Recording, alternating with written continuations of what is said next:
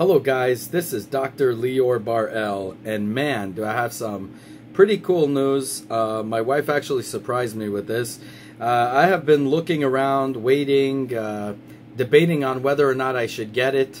Is it worth the price? For what I do, is this a necessity? And then she surprises me with this. She actually buys this for me for my birthday, and I was just like going crazy here. And it is, and you want to make sure you find this in a reputable dealer, because unfortunately I had some friends who got ripped off by other companies that made it, and it ended up being a complete mess where the ruby even fell out and all kinds of other things. So it's called the Olsson Ruby. So this is pretty freaking good. So first I'm going to do the unboxing, then I'm going to show you guys how to install this thing. It's really simple, really not hard at all, like some of them appear, they make it appear to be. I know some of these guys that will charge you to put this thing in the New York City area, and they make it seem like it's the hardest thing in the world. It's such a piece of cake to install, it's not even funny. So let's get right to it. So first off, it comes with a serial number and everything. I got the 0.4 millimeter 1.7 millimeter version. Okay, so this is something that I like. That you could get a bigger one. They have all kinds, as you can see right here. So they got the 0.4, 0.6, 0.8, also 1.75, and also 2.85. So they have a lot of options for you to pick right from the website. So this is pretty darn cool. You open it. I know sometimes meta hackers have them on sale, so that's pretty freaking awesome. Now this thing doesn't come with really any instruction manuals. It kind of pissed me off in a way, but I mean it's common sense, because I replaced a lot of the times my nozzle. So it's common sense what you need to do, and I'm going to show you right here. So in a nutshell, this is how it comes.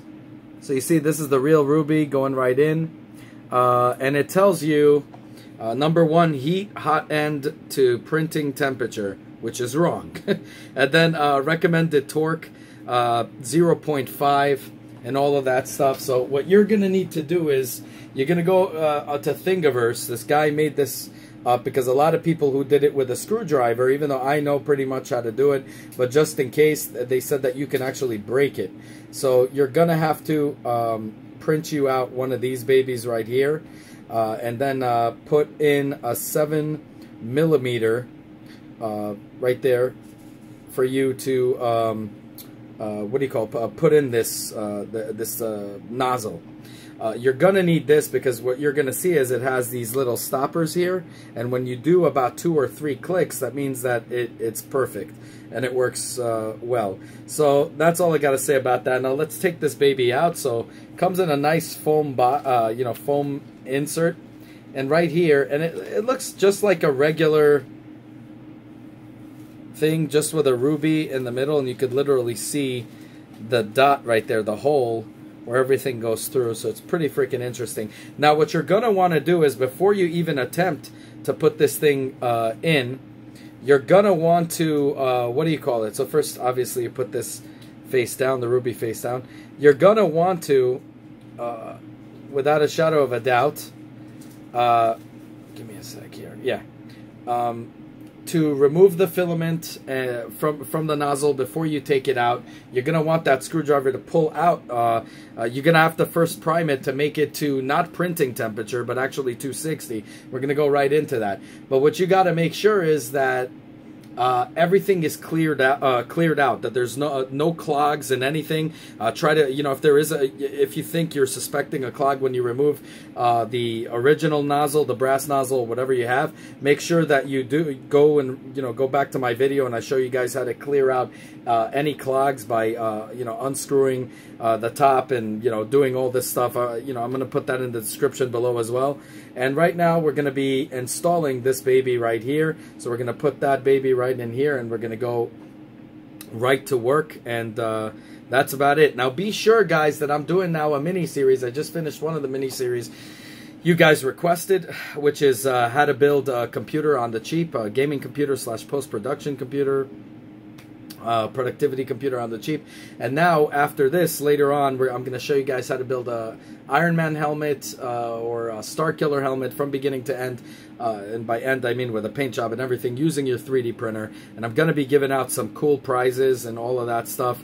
So be sure to tune in. So also, if you like this video, as always, self-funded here, help me out by liking the video, subscribing, and hit that bell button. So right now, we're going to go right into screwing this baby in. But first, we have to unscrew the old nozzle. So let's get right to it. Okay guys, so you see the first thing you have to do is I set it to the temperature of 260 in order to remove this nozzle. Now this is from the CR-10, so obviously when I'm putting in the ruby nozzle you want a 7mm, but when I want to unscrew the the regular nozzle, I want a 1/4 inch right here. Now, I think these will both work actually, the 7mm one and this. But that's what I'm going to use to pull out that one. Now in order to do it, to pull out the nozzle or even put it in, you want 100% when you pull it, the nozzle out, not to be with the plastic PLA, because that thing will melt or, you know, worse or something like that. You don't want to deal with that. So you want to get a screwdriver and actually get a 1/4 inch one right here. And make sure you don't do it when the temperature is low, when it's cold, because that's going to actually break your machine. And, you know, the metal expands and, you know, comes together, you know, just like a filling on a tooth. And eventually what will happen is you'll start having leakages, just like the silver metal in a tooth when you get a filling. It's the same thing with the hot and cold and everything. And that's what actually bursts teeth right now. That's why everybody's opting for that white one. So it kind of works the same thing with brass, so you got to watch out. So what you want to do is you want to set it up to 260 degrees right here. Okay, so I'm waiting till it goes up, and then I'm going to pull that baby right out. So give me a second. Okay, so we're almost there. I forgot to tell you, make sure you pull out your filament, obviously. You want to make sure you pull it all out, and right now we're going to do our job. Now some people like to take off this part right here. Depends on what printer you have, but you really could go right into it, you know, because you could hold down on the heat block with a pair of pliers and then, you know, unscrew it. But with the CR-10, as long as this is hooked up, you shouldn't have to worry that much about it. So we'll go right into it. So right now we're at 260. Yep, so we want to go, see this right here, I still have some PLA sticking out. There you go, see? Now it's easy schmeezy, it's coming right out.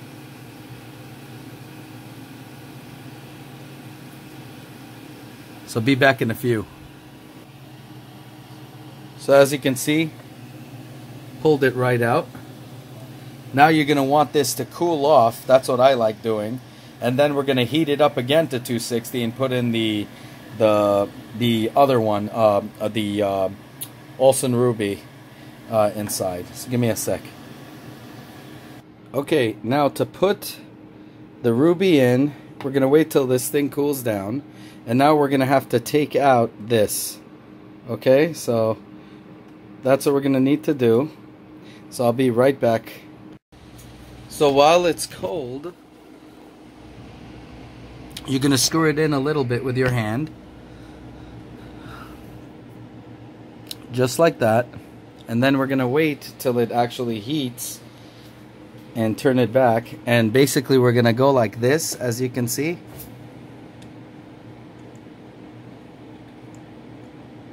And then we're going to tighten it. Okay? So right now it's tight, but I need to tighten it beyond. So we're going to put this thing right here on the heat block, you see? And then we're going to tighten it, and it's going to go together. Give me 1 second. Okay. So I'm going to go like this.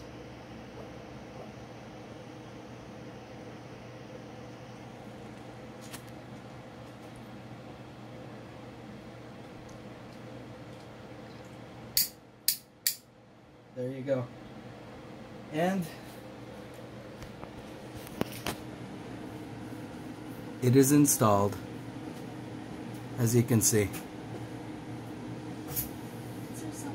So now I gotta pretty much put this back together and then we'll be ready to go. Okay guys, so see, now it's perfectly in and ready to go. So the first thing you want to do is you want to make sure you go to home and see if the nozzle is actually screwed all the way in. So we're going to go right here to prepare and move auto home. You're going to see right now. So it's doing its thing. Okay, so the first thing you're going to want to do is shut this off. And now you're going to want to level your bed again, okay? But so far it looks pretty good. Really no issue that I see here. But as you can see, moves everywhere just fine. Nothing really scratching. I think everything is pretty much perfect. But you want to level your bed first and foremost to make sure you got the nozzle the correct way, and even if it's a little bit off or whatever, you'll still be able to do it. If you level the bed correctly, you'll be able to get the best prints ever. So we're going to go right into the printing right now. So as you can see guys, the Ruby, I mean, I know I told you guys that it won't make much of a difference in terms of printing. It looks like it really is. I mean, look how clean these parts are looking. Now I know there are some concerns of breakage and whatever. Just make sure you buy it from a reputable dealer and that you use that thing that I showed you, and you should be fine. I haven't had any issues with it, but as you can see, it really looks good. My friend had it already for almost a year and nothing's been going wrong, and he uses every filament just like I do, but this is pretty freaking interesting. It came out really looking nice. We're going to see how this thing forms in the end. I'll get back to you. So guys, so what do I think of the Ruby nozzle? Well, now I'm gonna tell you. This is the weird part, okay? I wasn't expecting much change in the result and how your prints are made, but for some reason, it did have a very positive effect on the actual product when you make it. So the thing is amazing and makes good stuff, but now, you know, so I would say even for PLA, you're going to get quality out of it. Now, I know there is some people who say it breaks, and some people who talk about, who are talking about, you know, the Ruby falls out. But I can tell you for a fact that I know many people that have used it already close to a year and had no issues. I have it on both of my printers. I have actually absolutely zero issues. And you could see the only thing I think is the major problem, because so far everybody that I asked, they said it's how they screwed it in. They screwed it in with a screwdriver, you know, with a wrench or whatever. Guys, download this. I'm going to put it in the description. The guy who made this design, I'm gonna you know, I credit it to him, so that link will send you right to his page. You can download it, you put that right in there, and then you have to just know how to do it. You set it, the heat up to 260, which I did, or 250 or whatever. You unscrew it. I like to then shut it off, okay, let it cool down, and then I heat it up again to 250 or 260 and screw it in, okay, as I showed you. Once you do that, you wait for it to click, tick, tick, like that, or even 3 clicks, it doesn't matter, it's going to be fine. It's not going to, this thing is going to prevent you from over tightening it. So you could click 50 times, it won't make a difference because it won't tighten it anymore. That's where the clicks come in here. Okay, and that's how you do it, and you will not crack it. Now on PLA, like I said, I was shocked. Parts are coming out really good. On my other printer, they used it on, my cousin even used it on wood filament, PTEG or whatever, even this metallic one that he got that they're trying out. He tried it on carbon fiber. He has absolutely zero issues with any of the filaments and hadn't have to replace it at all. Now, I know what you guys are going to say. You're going to say, well, maybe you got a clean look to this because you changed the nozzle. That's not true, because I change nozzles all the time. Believe it or not, I actually have a rule, because I do this professionally. I actually have a rule where I change my nozzles, and I buy them by bulk also. I change it at least once a month. Now, I know it's kind of stupid, because you don't really need to. Plus, I really maintain it every time before I do work, a job. Refer to my video, reference my videos that I put up for you guys on the channel. I show you guys how to clean it, how to, change filament, how to do all of that so you can have the best looking product. But it just does not come out as clean as this does. Okay, that's what I'm trying to tell you. There is absolutely zero striations in this. Because I believe, I mean, I didn't expect this, like I told you. I don't think this nozzle, and I'm still kind of saying that, I don't know how it happened, but I don't think this nozzle, has anything to do with the quality of print. It could just, the only thing it does is, it can print, with abrasive filament. But in my situation, for some odd reason, this had worked freaking awesome. And it looks incredibly cool and good and everything in every way and very clean, as you could see, which is just insane. So, I don't know. I mean, I don't know what to tell you. But the thing is, do I recommend it? Hell yeah. I give it a 10 out of 10. It's a solid product. I don't see it ever breaking on me because, again, you need to know how to screw it in. Once you screw it in the right way with this, if you screw it in even regular and everything happens to be good, you might have broke it. You might have made a little crack on it, okay? Because remember, it's brass, which I think is so stupid. They should have probably went with something else. But then again, you see, if they go with stainless steel, there's a lot of issues with that as well, it's, in terms of if you're using it for PLA. Now, if you're using it strictly on PLA, do I recommend buying it? Well, even though this is showing a really polished look, I'm going to say no. Maybe not, because I don't know if it's worth it to spend $100 if you're just straight up going PLA and you absolutely don't plan on doing anything else with this, with any other filament. But if you want to leave yourself with options that you could print with any type of filament, you just have to take some precautions. The first thing is you have to clean it out before you start with a new filament, okay? You have to, you have to screw it in the right way. Afterwards, you have to use the filament, you have to take out the old filament, every little ounce of it, every last ounce of it from the old filament, and then put your abrasive filaments in, and you shouldn't have any problem with it whatsoever. Now, there is a little tactic that I've done on, based on what I saw works for me. So, for example, I use 205, okay, on the temperature for PLA. What I recommend doing is when you're using this baby right here, okay, the Olsson Ruby, up it by 5 degrees, okay? I saw that it actually had issues when I first did my first print. It came out like it wasn't heated enough. So just up it by another 5 degrees. So I set it to 210.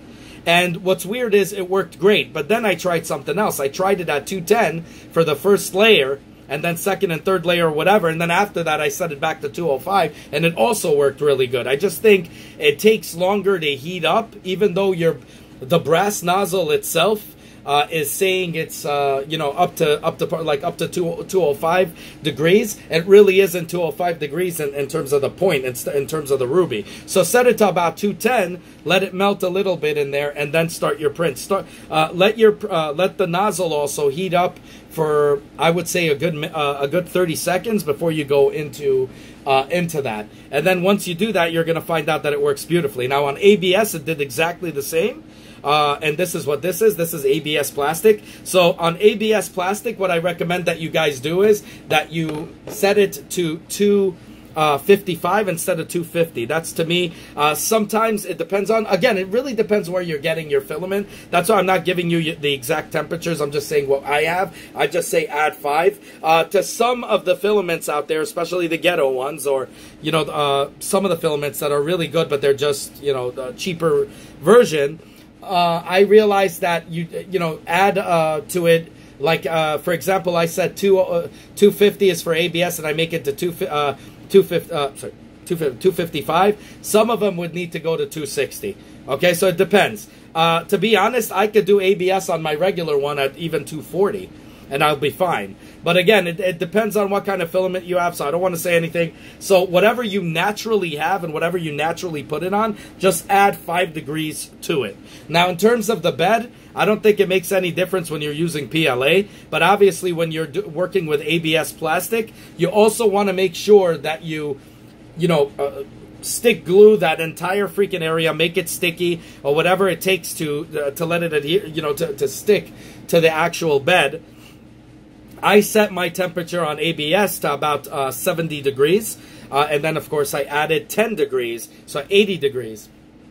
I set the bed on to stick on, and it worked very well. So again, these little changes could make a real big difference. It just depends on what filament you use, what kind of bed you have, and so on and so forth. I have a glass bed. I still refuse to use mirror. I have a great glass bed that I got that's completely flat, and I have no issues with it whatsoever. So again, it depends on what you guys have. Some of you guys have automatic bed levelers. I don't like using those. As I told you, I like doing my own leveling, and I get great prints out of it. I don't really care.